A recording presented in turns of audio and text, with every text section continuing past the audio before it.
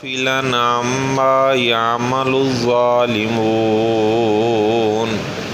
إنما يؤخرهم ليوم تشخص فيه الأبصار مهطعين مقنعي رؤوسهم لا يرتد إليهم طرفهم وأفئدتهم هواء۔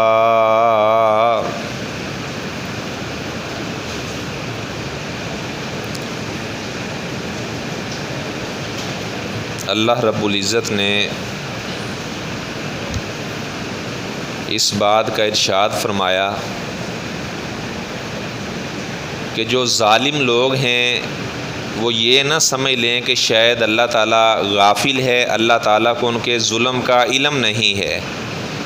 جو جس جگہ پر ظلم کرنے والا ہے اللہ تعالیٰ کے علم کے اندر ہے کہ کون آدمی کس پر ظلم کر رہا ہے، اللہ غافل نہیں ہے۔ انما یؤخرہم لیوم تشخص فیہ الابصار، فرمایا کہ اللہ تعالیٰ نے ظالموں کو مہلت دے رکھی ہے۔ جو لوگ ظلم کرنے والے ہیں فرمایا کہ ان کو اس دن تک مہلت ہے جس دن لوگوں کو قبروں سے اٹھایا جائے گا اور سب کی نظریں نیچے جھکی ہوئی ہوں گی اور وہ میدان محشر کی طرف بھاگ کر جا رہے ہوں گے۔ فرمایا کہ اس دن پھر اللہ تعالیٰ ظالموں کو ایسی عبرتناک سزا دے گا، بلکہ دنیا کے اندر ہی جو لوگ ظلم کرنے والے ہیں اللہ تعالیٰ ان کو عبرت کا نشان بنا دیتا ہے۔ اللہ تعالیٰ ہر چیز کو برداشت کر لیتے ہیں لیکن اللہ تعالیٰ ظلم کو برداشت نہیں کرتے۔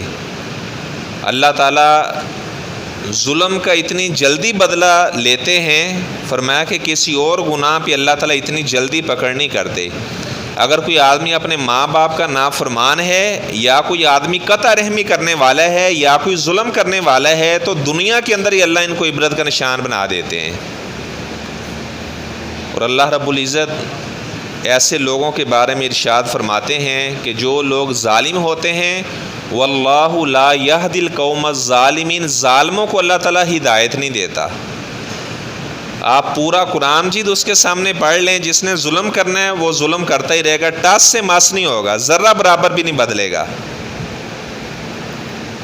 فرمایا کہ جو ظالم لوگ ہیں ان کو ہدایت اللہ تعالیٰ عطا ہی نہیں کرتا، کیونکہ وہ ہدایت لینا بھی نہیں چاہتے اور اللہ تعالیٰ بھی ایسے لوگوں کو ہدایت دینا ہی نہیں چاہتا۔ اور ایک مقام پہ اللہ تعالیٰ فرماتے ہیں لا لعنت اللہ علی الظالمین، جو ظالم ہیں ان کے اوپر اللہ تعالیٰ کی لعنت ہے۔ اب ظالم کون کون سے لوگ ہیں؟ جو شرک کرنے والے ہیں وہ بھی ظالم ہے۔ لقمان حکیم نے اپنے بیٹے سے کہا یا بنیا، اے میرے پیارے بیٹا جان، لا تشرک باللہ، کبھی اللہ کی ذات صفات میں شرک نہ کرنا۔ ان شرک لظلم عظیم، شرک کرنا یہ بہت بڑا ظلم ہے اور شرک کرنے والا بہت بڑا ظالم آدمی ہے۔ جب یوسف علیہ السلام کو اس عورت نے بدکاری کی دعوت دی تو انہوں نے کیا فرمایا؟ قال معاذ اللہ، اللہ کی پناہ، میں نبیوں کا بیٹا ہوں، نبیوں کے بیٹے اس طرح کی گندی حرکات نہیں کیا کرتے۔ میرا باپ بھی اللہ کا نبی ہے، میرا دادا اسحاق بھی اللہ کا نبی ہے، میرا پردادا ابراہیم بھی اللہ کا نبی ہے، اور آپ مجھے اس طرح برائی کی دعوت دے رہی ہو؟ معاذ اللہ، اللہ کی پناہ۔ اور اس کے بعد فرمانے لگے قال معاذ اللہ انہ ربی احسن مثواي، میرے اللہ تعالیٰ نے دنیا کے اندر مجھے کتنا اچھا ٹھکانہ دیا ہے، میں اللہ تعالیٰ کی کتنی نعمتیں استعمال کر رہا ہوں، اگر میں اس طرح کا یہ گناہ والا کام کروں گا انہ لا یفلح الظالمون، تو ایسا ظالم بندہ کبھی بھی فلاح نہیں پا سکتا۔ اب یہاں سے یہ پتہ چلا کہ جو بدکاری کرنے والا ہوتا ہے وہ بھی ظالم ہوتا ہے۔ وہ کس لحاظ سے ظالم ہے؟ وہ اپنے نفس کے اوپر بھی ظلم کرتا ہے۔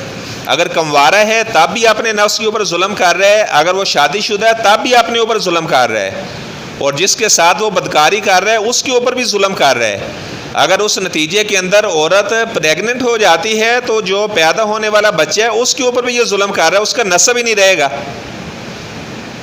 تو اللہ تعالیٰ فرماتے ہیں واللہ لا یحب الظالمین، ظالموں سے اللہ تعالیٰ محبت نہیں کرتا۔ آپ جانتے ہیں پیچھے میں نے چند خطبے دیے ہیں اچھے اخلاق کے بارے میں، اچھے اخلاق میں کیا کیا چیزیں آتی ہیں، نرمی بھی اس میں شامل ہے، صبر بھی شامل ہے، کافی ساری چیزوں کا میں نے ذکر کیا۔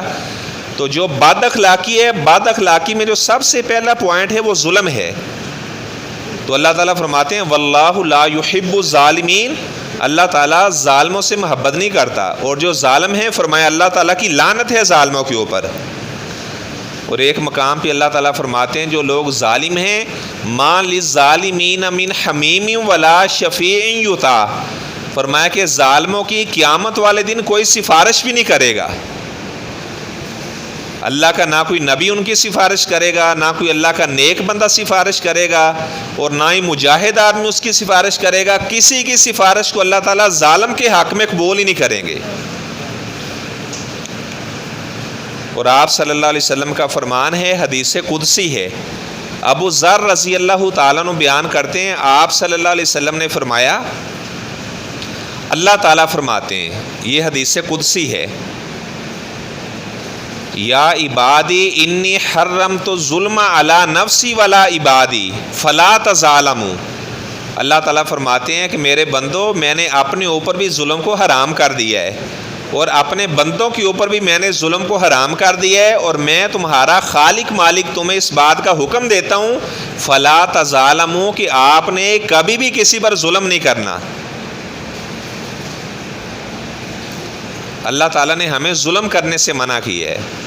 اللہ تعالیٰ فرماتے ہیں، اللہ تعالیٰ کی عرش کے اوپر لکھا ہوا ہے ان رحمتی غالبت غاضبی، کہ جو میری رحمت ہے میرے غصے کے اوپر غالب ہے، اور اللہ تعالیٰ کبھی بھی وما ربک بظلام للعبید، فرمایا کہ تیرا رب کبھی بھی اپنے بندوں کے اوپر ظلم نہیں کرتا۔ اللہ تعالیٰ فرماتے ہیں ہم لوگوں کے اوپر ظلم نہیں کرتے، لوگ خود اپنی جانوں پہ ظلم کرتے ہیں۔ اگر کوئی آدمی برے کام کرتا ہے، گناہ کرتا ہے، تو اس گناہ کے صلے کے اندر، یعنی اس گناہ کے نتیجے کے اندر اگر اسے کوئی برائی لگ جاتی ہے، یعنی اسے اگر کوئی بیماری لگ جاتی ہے، تو اس کے اپنے ہاتھ کی کمائی ہے۔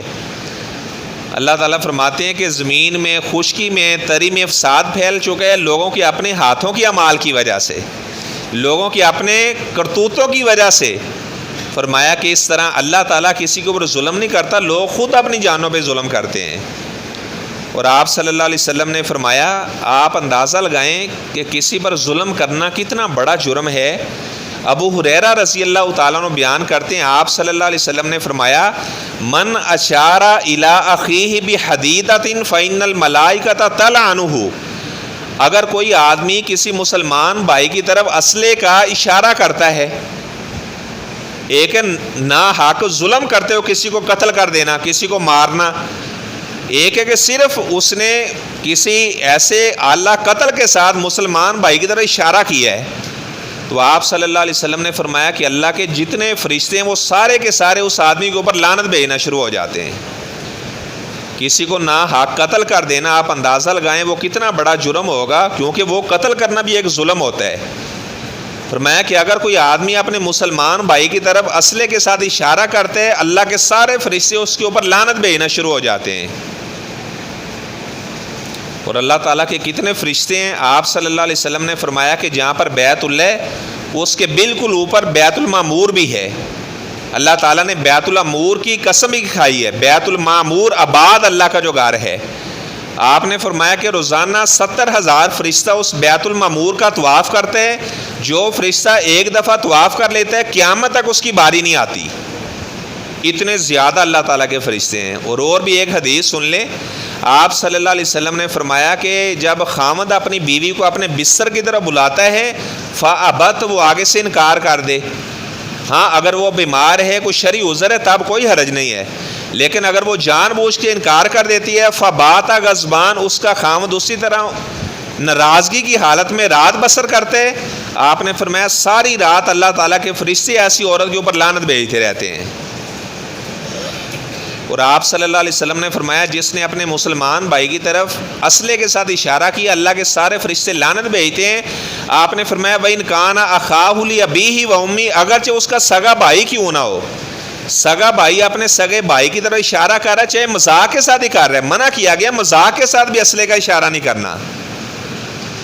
اور آپ صلی اللہ علیہ وسلم نے فرمایا کہ جو آدمی ایک ظلم کرتا ہے، الظلم ظلمات یوم القیامہ، ایک جو ظلم ہے قیامت والے دن وہ کتنے زیادہ اندھیروں کا باعث بنے گا۔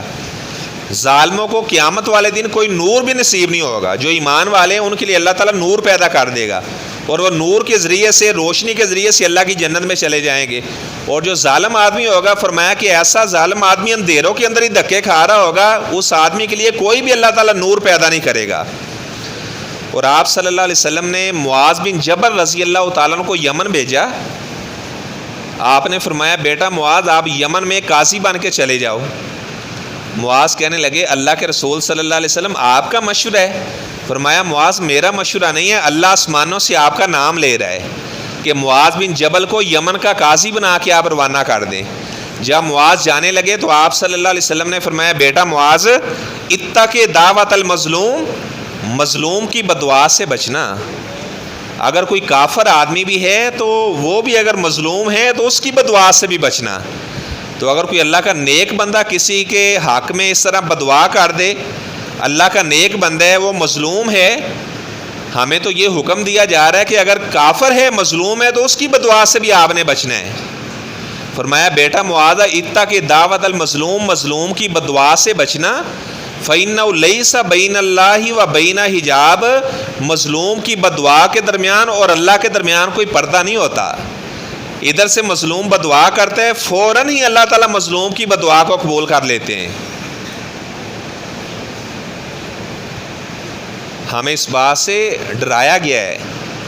اب ہمیں غور و فکر کرنا چاہیے، اگر کسی کا ناحق کسی کی زمین کے اوپر قبضہ کیا ہوا ہے، کسی کے پیسے مارے ہوئے ہیں، وہ مظلوم آدمی ہمارے حق میں اگر وہ بدعائیں کرے گا تو ہمارا تو بیڑا ہی غرق ہو جائے گا۔ اگر کوئی آدمی اپنی بیوی کے اوپر ظلم کرنے والا ہے اور اس کی بیوی بیچاری وہ کمرے میں بیٹھ کر اپنے خاوند کے حق میں بدعائیں کرتی ہے، آپ اندازہ لگائیں بعض ایسے بھی شوہر ہیں اپنی بیویوں پر ظلم کرنے والے، بیویاں اپنے خاوندوں کے حق میں بدعائیں کرتی ہیں، ان کے بچے وہ اپنے باپ کے حق میں بدعائیں کرتے ہیں۔ اور بعض ایسے خاوند بھی ہیں جو اپنی بیویوں سے تنگ ہیں، ان کا ایسا رویہ ہے کہ خاوند اپنی بیویوں کے حق میں بدعا کرتا ہے۔ فرمایا کہ بیٹا معاذ، مظلوم کی بدعا سے بچنا، ظلم نہ کرنا، کیونکہ مظلوم کی دعا کے درمیان اور اللہ کے درمیان کوئی پردہ نہیں ہوتا۔ اور آپ صلی اللہ علیہ وسلم نے فرمایا کہ ظالم کی بھی مدد کرو، مظلوم کی بھی مدد کرو۔ صحابہ کہنے لگے اللہ کے رسول صلی اللہ علیہ وسلم یہ تو سمجھ آتی ہے کہ مظلوم کی مدد کریں، ظالم کی مدد کیسے کرنی ہے؟ آپ نے فرمایا تاخذوا بیدی، اگر آپ ظالم کو ظلم سے روک دیتے ہیں تو گویا کہ آپ اس کی بھی مدد کر رہے ہیں۔ اگر ظالم آدمی ظلم کرتا جا رہا ہے، آپ اسے نہیں روکتے تو اس کا عذاب بڑھتا جا رہا ہے، اس کو اتنا زیادہ جہنم کے اندر عذاب دیا جائے گا۔ فرمایا کہ آپ اسے ظلم سے روک دیتے تو گویا کہ آپ نے ظالم کی بھی مدد کر دی ہے، اس کو زیادہ عذاب سے آپ نے بچا لیا ہے۔ تو اللہ تعالیٰ نے ظلم کو حرام کر دیا، اللہ تعالیٰ ظلم برداشت نہیں کرتے۔ آپ صلی اللہ علیہ وسلم نے نماز پڑھائی، جب سورج کو گرہن لگا تو آپ نے فرمایا کہ میں نے جہنم کے اندر بڑا عجیب ایک منظر دیکھا۔ آپ نے فرمایا کہ نماز کے دوران ہی اللہ نے مجھے جنت بھی دکھائی، جہنم بھی دکھائی۔ اصل میں آپ نماز پڑھا رہے تھے تو آپ تھوڑا سا نا آگے بڑھے، اس کے بعد پیچھے ہٹے۔ صحابہ نے کہا اللہ کے رسول صلی اللہ علیہ وسلم بڑا عجیب منظر دیکھا ہے، پہلے کبھی نہیں آپ کو ایسے کرتے دیکھا۔ آپ نے فرمایا اصل میں جب میں نماز پڑھا رہا تھا نا تو اللہ کی جنت بالکل میرے قریب آ گئی تھی، اور مجھے انگوروں کا ایک گچھا نظر آیا تو میں انگوروں کا گچھا پکڑنے لگا تھا۔ آپ نے فرمایا کہ وہ جیسے میں پکڑنے لگا تو وہ پیچھے ہٹا لیا گیا۔ آپ نے فرمایا اللہ کی قسم اگر وہ انگوروں کا گچھا میں پکڑ لیتا، ساری دنیا کے لوگ ساری زندگی کھاتے رہتے اور کبھی وہ انگوروں کا ایک گچھا ختم ہی نہیں ہونا تھا۔ اور آپ نے فرمایا کہ مجھے جہنم بھی دکھائی گئی۔ آپ نے فرمایا اس کے اندر میں نے ایک عورت کو دیکھا، عذبت امرأۃ فی ہرہ، جس عورت کو ایک بلی کی وجہ سے عذاب دیا جا رہا تھا، اس نے بلی کے اوپر ظلم کیا، بلی کو باندھ دیا، اور نہ اس کو اس نے چھوڑا کہ وہ جناب کیڑے مکوڑے کھا لے، اور نہ خود اس کو کوئی چیز ڈالی۔ آپ صلی اللہ علیہ وسلم نے فرمایا مات جوعن، اور وہ بلی بھوک کی وجہ سے مار گئی۔ آپ نے فرمایا کہ اس نے ایک بے زبان کے اوپر ظلم کیا، بلی کے اوپر ظلم کیا، اللہ کو اس کا یہ ظلم اتنا ناپسند لگا کہ اس عورت کو جہنم کے اندر عذاب دیا جا رہا ہے۔ ایک بلی کے اوپر ظلم کرنے کی وجہ سے اس کو عذاب دیا جا رہا ہے۔ اور بخاری شریف کی روایت ہے کہ فاحشہ عورت نے کتے کو پانی پلا دیا۔ بعض روایتوں میں کہ ایک آدمی تھا، اس نے کتے کو پانی پلایا، اسے بہت زیادہ پیاس لگی تھی تو وہ کنویں کے اندر اترا، اس نے پانی پیا، جب باہر نکلا تو اس نے ایک کتا دیکھا وہ زمین کے اوپر اپنی زبان مار رہا ہے۔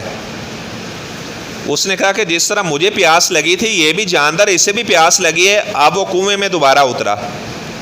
اب اس نے دیکھا میرے پاس تو کوئی برتن بھی نہیں ہے, اب میں کنویں سے پانی لے کر کیسے باہر نکلوں.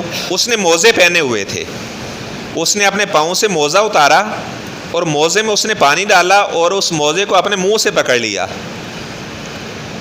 تو کنویں سے باہر نکلنا بڑا ایک مشکل کام ہوتا ہے.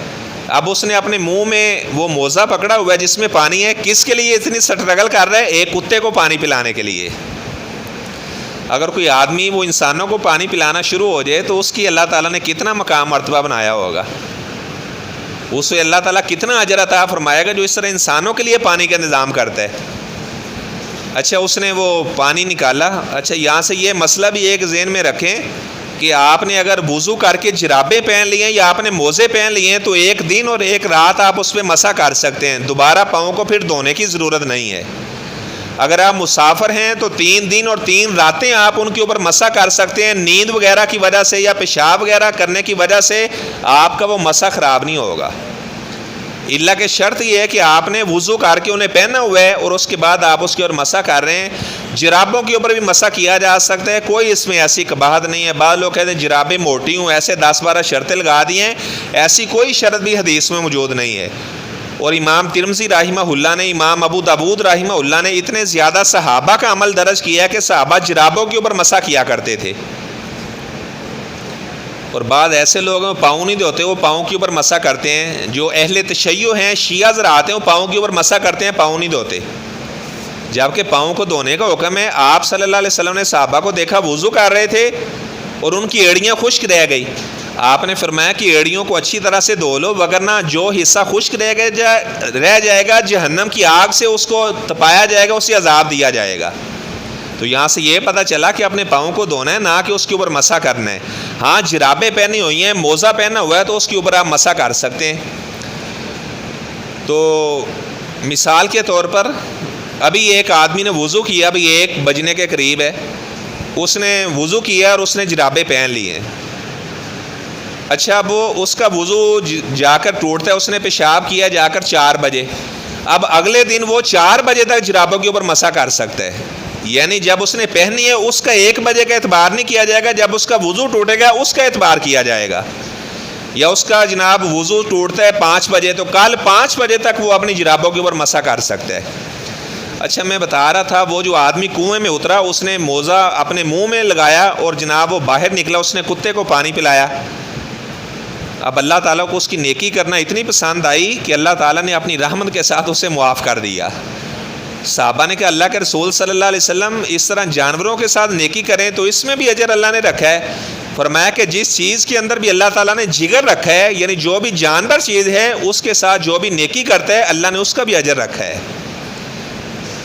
اور آپ صلی اللہ علیہ وسلم, آپ اندازہ لگائیں کہ کسی کے اوپر ظلم کرنا یہ کتنا بڑا گناہ ہے.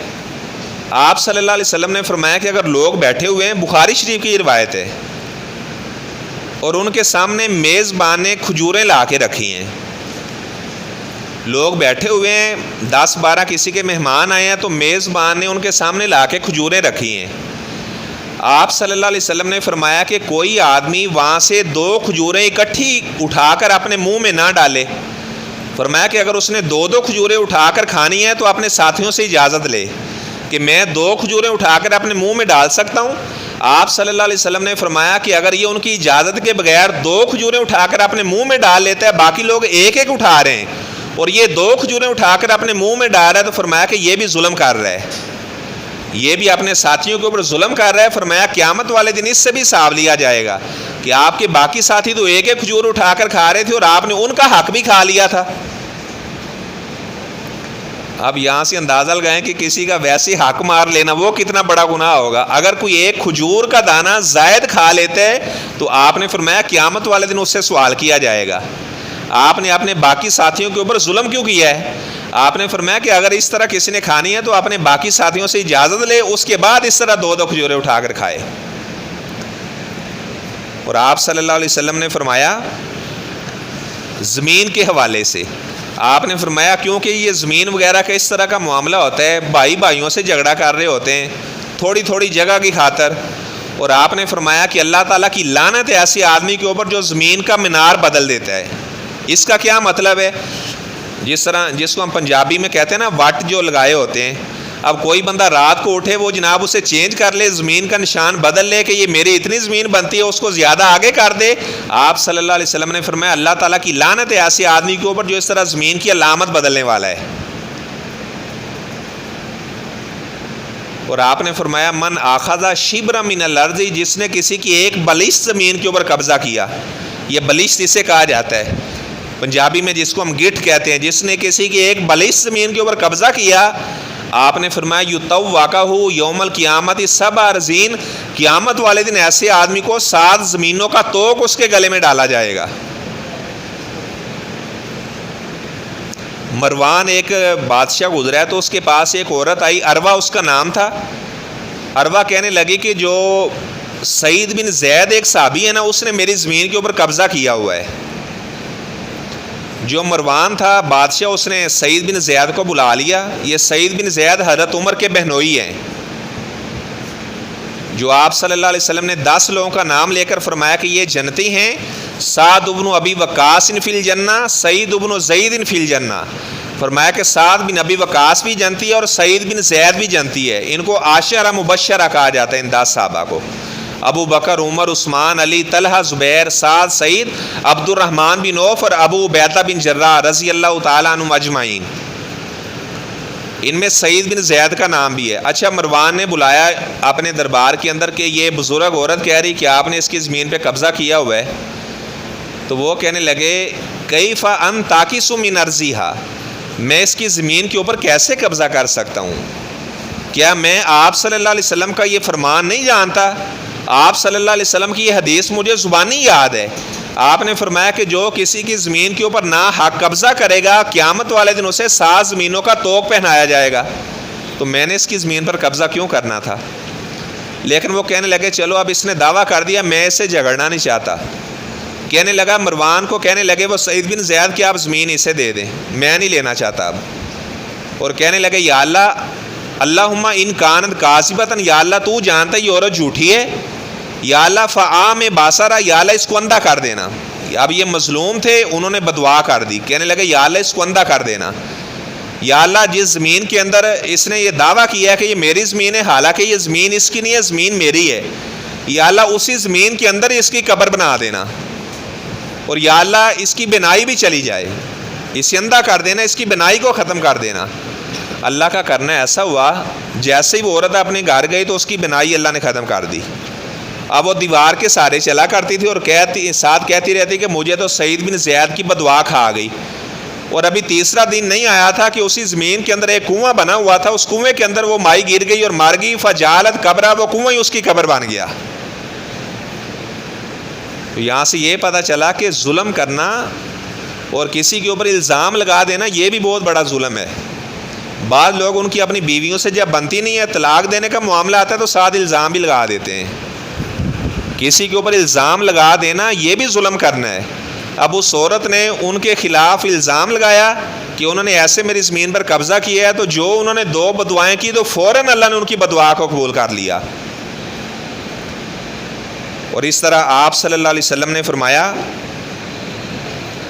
کہ اگر کسی آدمی نے من کانت مظلمۃ علی اخی، اگر کسی آدمی کا اس کے بھائی کے اوپر ظلم ہے، فلیتحللہ، فرمایا کہ قیامت کا دن آنے سے پہلے اپنا معاملہ وہ حل کر لے۔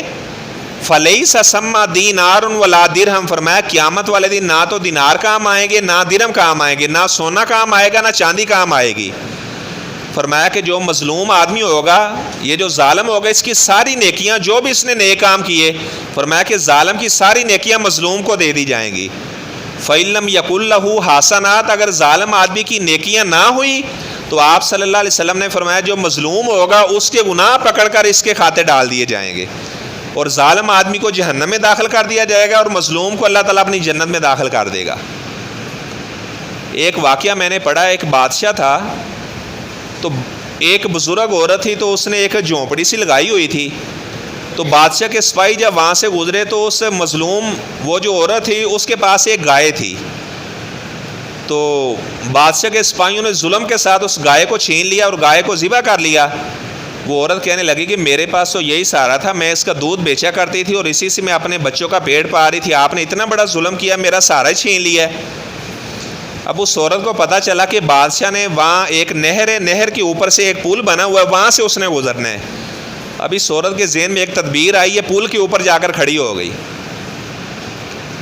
جب بادشاہ وہاں سے گزرنے لگا تو بادشاہ کہنے لگی بادشاہ سلامت میری بات سنیں، مجھے اس بات کا جواب دیں کہ آپ نے مجھے اس پل کے اوپر انصاف دینا ہے یا پل صراط کے اوپر آپ نے مجھے انصاف دینا ہے؟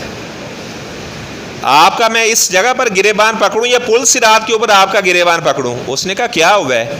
اس نے بتایا جی آپ کے سپاہیوں نے اس طرح ظلم کیا ہے، میری اس طرح گائے کو ذبح کر لیا، انہوں نے اس کا گوشت کھا لیا ہے اور میرے پاس کوئی سہارا بھی نہیں تھا۔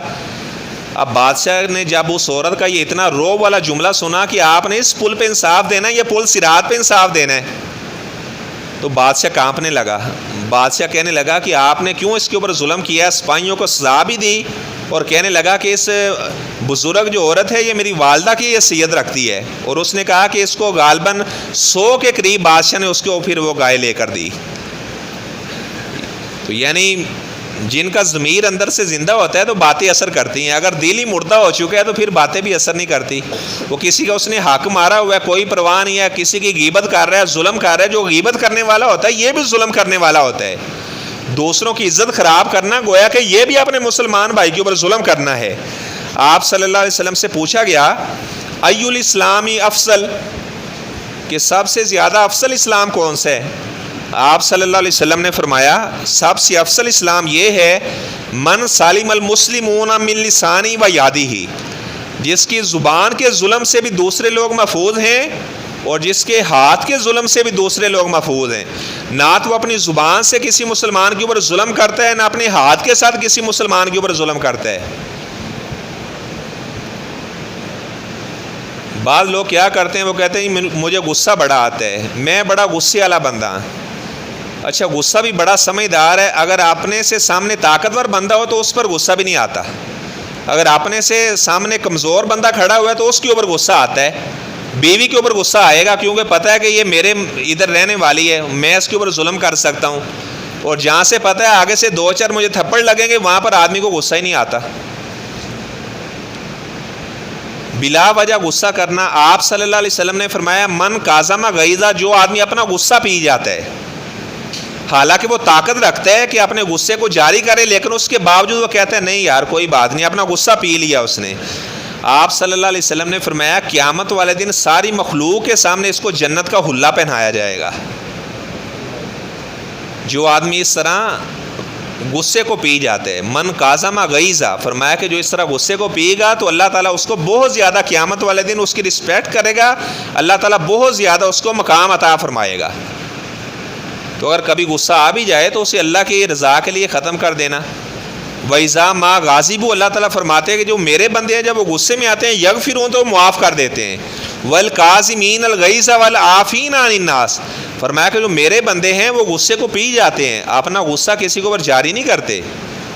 اور آپ صلی اللہ علیہ وسلم کے بارے میں آتا ہے کہ آپ نے کبھی کسی کے اوپر غصہ نہیں کیا، اللہ کہ اگر کوئی آدمی اللہ کی حد کو پامال کرتا تو پھر آپ صلی اللہ علیہ وسلم غصہ کرتے تھے، وگرنہ آپ صلی اللہ علیہ وسلم نے کبھی کسی کے اوپر غصہ نہیں کیا۔ آپ صلی اللہ علیہ وسلم کی زوجہ ام المومنین ام سلمہ رضی اللہ تعالیٰ عنہا بیان کرتی ہیں، آپ صلی اللہ علیہ وسلم نے فرمایا انما انا بشر، یہ بھی بخاری شریف کی روایت ہے، آپ نے فرمایا کہ میں بشر ہوں، انکم تختصمون الیہ، لوگوں تم اپنے جھگڑے میرے پاس لے کر آتے ہو کہ اللہ کے رسول صلی اللہ علیہ وسلم آپ فیصلہ کر دیں۔ آپ نے فرمایا کہ میں قاضی کی حیثیت سے تمہارے فیصلے کرتا ہوں۔ آپ نے فرمایا کہ ہو سکتا ہے کہ 2 بندے کوئی میرے پاس آئیں، این یکون بعضکم الہن بحجتہ، آپ نے فرمایا ہو سکتا ہے کہ ان میں سے کوئی آدمی بڑا چرب زبان ہو، آپ نے فرمایا کہ وہ ایسی ایسی باتیں کرے کہ میں اس کی باتوں میں آ جاؤں، چیز اس کی نہیں ہے، چیز دوسرے بندے کی ہے۔ آپ نے فرمایا کہ اس نے ایسی باتوں کا ہیر پھیر کیا ہے، باتیں کرنے میں ماہر تھا وہ۔ جس طرح کوئی آدمی گفتار کا ماہر ہوتا ہے اسے کردار کا غازی بھی بننا چاہیے، کردار میں بھی ماہر ہونا چاہیے۔ بعض لوگ کہتے ہیں جی میں باتیں کرنے میں بڑا ماہر ہوں، میں تو جناب ایسی ایسی باتیں کرتا ہوں میں پاگل بنا دیتا ہوں اگلے بندے کو۔ سر جی نہیں پاگل بنانا، ہم کیوں کسی کو پاگل بنائیں؟ سیدھی سادھی بات کرنا، مومن آدمی قولوا قولا سدیدا، فرمایا کہ سیدھی سادھی بات کیا کرو، ہم کیوں کسی کو پاگل بنائیں، کیوں کسی کو دھوکہ دیں؟ اللہ تعالیٰ فرماتے ہیں کہ جو میرے بندے ہیں قولوا قولا سدیدا، وہ تو سیدھی سادھی باتیں کرتے ہیں، تو ایسی بات کو اس طرح نہیں ہیر پھیر اس میں اسے گھما دینا۔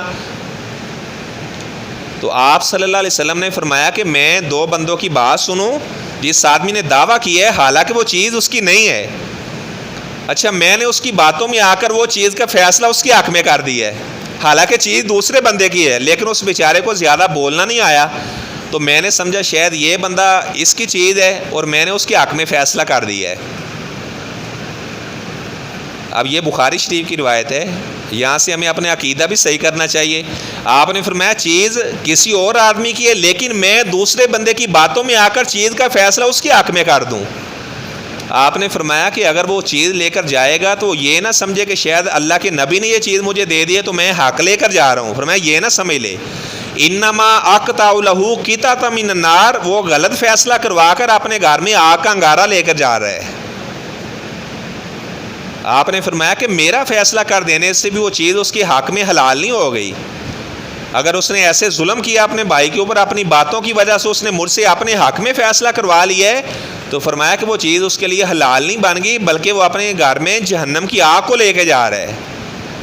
تو میرے بھائیوں، کسی کے اوپر ظلم کرنا یہ بہت بڑا گناہ ہے، اللہ تعالیٰ بہت زیادہ ناراض ہوتے ہیں ایسے آدمی پر۔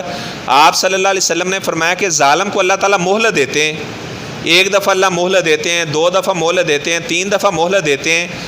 آپ نے فرمایا اس کے بعد جب اللہ تعالیٰ ظالم کو پکڑتے ہیں تو پھر ظالم آدمی کو اللہ تعالیٰ کی پکڑ سے کوئی چھڑا نہیں سکتا، اللہ تعالیٰ پھر اس کو دنیا کے اندر عبرت کا نشان بنا دیتے ہیں۔ تو کبھی کسی کے اوپر ظلم نہ کرنا، کسی کے پیسے مار لینا یا کسی اور معاملات کے اندر۔ میں نے پہلے بھی یہاں پر واقعہ سنایا تھا کہ ابو درداء آپ کے جو صحابی تھے، اپنے بیٹے سے کہنے لگے، جب وہ بیمار ہوئے نا، اپنے بیٹے کو کہنے لگے بیٹا وہ میرا اونٹ لے کر آؤ۔ جب کسی آدمی کو پتہ چلتا ہے نا کہ مرنے کے قریب ہوں میں، پھر اسے ساری اس کی جو زندگی کی ہسٹری ہوتی ہے نا یاد آنا شروع ہو جاتی ہے۔ وہ فلاں بندے کو میں نے گالی دی تھی، فلاں پر میں نے ظلم کیا تھا، فلاں آدمی کو میں نے ایک دفعہ مارا تھا، بیوی بچوں کو میں نے ایسے تانگ کیا، پوری فلم اس کے سامنے چل رہی ہوتی ہے۔ میں نے فلاں کی فلاں چیز پر قبضہ کیا تھا، جھوٹ بول کر میں نے جناب اس کا حق کس طرح مار لیا تھا۔ اس وقت بندہ کہتا ہے کہ یار یہ جتنے پیسے نا بیٹے سے کہتا ہے وہ سارے صدقے ہیں۔ اس وقت اللہ کہتے ہیں اب تیرا صدقہ کرنا قبول نہیں ہے مجھے۔ صدقہ اس وقت اللہ قبول کرتے ہیں جب آدمی صحت والا ہو اور آدمی خود بھی فقر سے ڈرتا ہے، تب صدقہ کرتا ہے تو اللہ تعالیٰ اس کا صدقہ قبول کرتے ہیں۔ جب موت کے فرشتے نظر آ رہے ہوتے ہیں، جب جناب ہر طرف سے مایوس ہو جاتا ہے، تب کہتا ہے کہ اتنا مال فلاں جگہ صدقہ کر دو، اتنا فلاں جگہ پہ صدقہ کر دو۔ اچھا وہ اپنے بیٹے سے کہنے لگے بیٹا میرے اونٹ کو لے کر آؤ۔ جب اونٹ کو لایا گیا تو اونٹ کے سامنے انہوں نے ہاتھ جوڑ لیے، کہنے لگے اونٹ اللہ کے دربار میں میری شکایتیں نہ لگانا، ہو سکتا ہے کبھی میں نے آپ سے کام زیادہ لیا اور آپ کو چارہ تھوڑا ڈالا ہو، تو یہ میرا ظلم نہ لکھا گیا ہو تو اللہ کے دربار میں کہیں میری شکایت نہ لگا دینا، کیونکہ ظالموں کو کبھی بھی اللہ نے معاف نہیں کرنا۔ تو ہمیشہ عدل و انصاف والی بات کرنا۔ اگر کبھی کسی اور غصہ آ بھی جاتا ہے تو کبھی مسلمانوں کے ساتھ نہیں ہم نے لڑائی کرنی، ہماری جو لڑائی ہے وہ کفار کے ساتھ ہے، مسلمانوں کے ساتھ ہماری لڑائی نہیں ہے۔ نہ ہی کبھی ہم اپنی زندگی کے اندر کسی کو تھپڑ ماریں گے، نہ کسی کے ساتھ جھگڑا کریں گے۔ انشاءاللہ جو اگلا میرا بیان آئے گا وہ جھگڑے کے بارے میں ہوگا کہ جھگڑا کرنا یہ کتنا بڑا شریعت کی نظر کے اندر یہ گناہ ہے۔ کوئی آدمی ایسے بات بات پہ جھگڑا کرتا ہے، فوراً ایموشنل ہو جاتا ہے، تو جھگڑا کرنے کی شرعی حیثیت کیا ہے، اس کی کتنی سزا ہے جو آدمی اس طرح بلا وجہ کسی اور غصہ کرتا ہے۔ تو اللہ تبارک و تعالیٰ سے میں دعا کرتا ہوں جو باتیں میں نے بیان کی، اللہ تعالیٰ ہمیں جتنی ایسی ظلم والی باتیں ہیں، غیبت کرنا یہ بھی ظلم ہے، جھوٹ بولنا یہ بھی ظلم ہے، بیوی بچوں کے ساتھ بد اخلاقی والا معاملہ کرنا یہ بھی ظلم ہے، اللہ تعالیٰ ہمیں تمام ایسی جتنی ظلم والی باتیں اللہ تعالیٰ ہمیں بچنے کی توفیق عطا فرمائے۔ جب ہم دنیا سے جائیں تو ہم نے کسی کے اوپر ظلم نہیں کیا، تو یہ اللہ تعالیٰ کا بڑا احسان ہے۔ میں نے درس دیا تو میں نے بتایا کہ بعض اللہ کے ایسے نیک بندے ہوتے ہیں ان کو سجدے کی حالت میں موت آتی ہے، وہ سجدہ کر رہے ہوتے ہیں، اللہ تعالیٰ فرشتے کو بھیجتا ہے کہ میرا بندہ یہ مجھے بڑا پسند ہے، سجدے کی حالت میں اس کی جان قبض کر لے۔ لیکن اگر کسی آدمی کی سجدے کی حالت میں جان قبض نہیں ہوتی تو اس کا یہ مطلب نہیں ہے کہ وہ نیک نہیں ہے، کوئی ایسی بات نہیں۔ اگر سجدے کی حالت میں جان پرواز ہو جائے تو بہت اچھی بات ہے، لیکن اگر کوئی آدمی وہ چارپائی کے اوپر اس سے موت آتی ہے، آپ صلی اللہ علیہ وسلم حجرہ عائشہ صدیقہ میں چارپائی کے اوپر آپ صلی اللہ علیہ وسلم کی وفات ہوئی، حضرت ابو بکر صدیق رضی اللہ تعالیٰ عنہ چارپائی کے اوپر ان کی وفات ہوئی، خالد بن ولید رضی اللہ تعالیٰ عنہ چارپائی کے اوپر ان کی وفات ہوئی، سجدے کی حالت میں وفات نہیں ہوئی، لیکن اگر ہو جاتی ہے تو بہت اچھا ہے۔